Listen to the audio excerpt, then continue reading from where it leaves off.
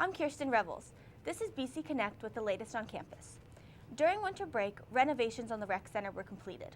Here's Riley Harrison with the story. As you can see behind me here, the Bethany men's baseball team are training in the new study art facility at Bethany College. We asked some of the students how they felt about it. At Bethany College, students strive both academically and athletically to be the best they possibly can.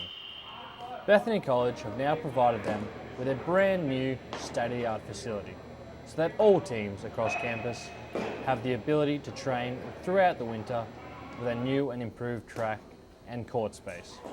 We spoke to Ian Hayhurst about what he thought of the new space. Well, I really like it. It's a lot nicer, a lot more modern.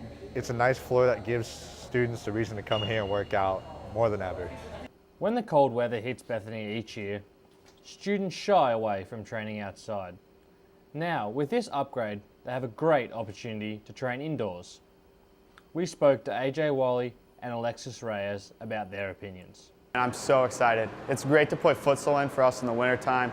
The old floor had cracks in it, so at least guys aren't rolling their ankles. You know? The new track is nice. It's a new addition. It gives Bethany a new look for new students start coming in.